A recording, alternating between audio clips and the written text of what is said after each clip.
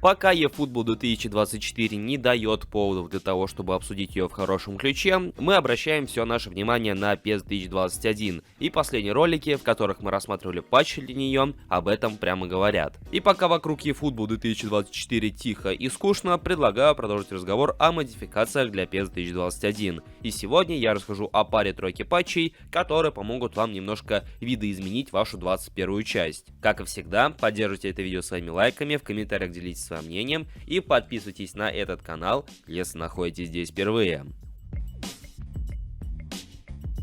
Начнем мы по нарастающей и начнем с небольшого патча, который обновляет текстуру форм в PES 2021, а именно формы теперь на футболистах смотрятся намного иначе. Если вы никогда не пользовались подобными патчами, а их уже выходило пара-тройка штук, то вы наверняка замечали, что футболки у некоторых футболистов смотрятся как-то неестественно и в лишний раз полнят футболистов. И эта модификация призвана эту, так скажем, проблему исправить. Теперь футболки на футболистах не такие широкие, чуть более плотные, ну и не прилегают к телу чересчур, как это бывает в иных случаях. То есть это такая золотая середина. Смотрится очень даже неплохо и вполне реалистично, согласитесь. Все, что вам необходимо для установки этого небольшого дополнения, так это закинуть папку LiveCPK в вашу папку с игрой. После чего прописать следующую строчку в файле Cider.ini. Она также будет указана в описании неподалеку от ссылки.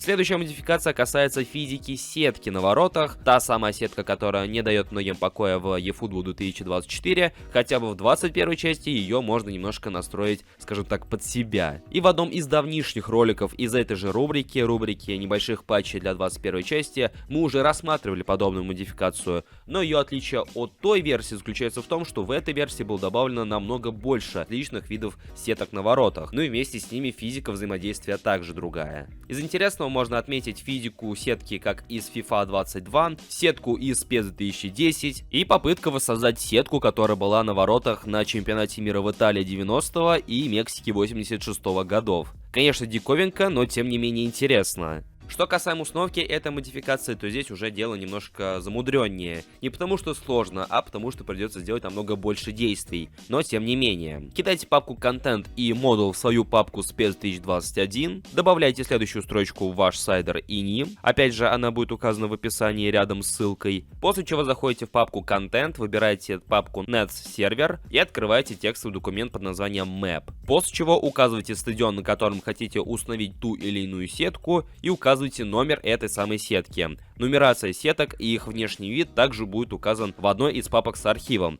Там будут представлены изображения и номера каждой из сеток, чтобы вы не запутались. Единственный минус этой модификации, опять же, заключается в том, что для каждого стадиона нужно прописывать каждую сетку. Поэтому, чтобы вся лига играла с одной и той же сеткой на воротах, придется прописать множество стадионов и множество команд. И, как я упомянул еще в начале, мы идем по нарастающей, а поэтому в концовке рассмотрим такой самый глобальный из трех патчей, хотя он глобальный только в плане веса. В плане контента, который он привносит в игру, он обновляет графическую составляющую 21 части. И здесь трудно выделить что-то конкретное, потому что он обновляет освещение на стадионах в разное время суток, обновляет газон на стадионах, слегка меняет графику погоды и многое-многое другое. По-хорошему, эту модификацию можно было бы выделить отдельный ролик, потому что, опять же, все стандартные настройки графики для PES 2021 меняются с этим патчем. Стоит отметить, что, несмотря на то, что он обновляет лишь графическую составляющую, он весит достаточно заметно, а именно 2 гигабайта, поэтому обратите на это внимание при скачивании и, соответственно, установки. Что же касаемо оной, то для нее вам необходимо просто скачать архив по ссылке в описании, как и все предыдущие патчи, и просто закинуть папку LiveCPK в свою папку с игрой, а именно в папку PES 2021. После чего, так же как и в случае с предыдущими модификациями, прописать в Cider.ini следующую строчку. Точно так же, как с предыдущими модификациями, она также будет указана в описании рядом с ссылкой, чтобы вам было легче ее копировать и просто вставить.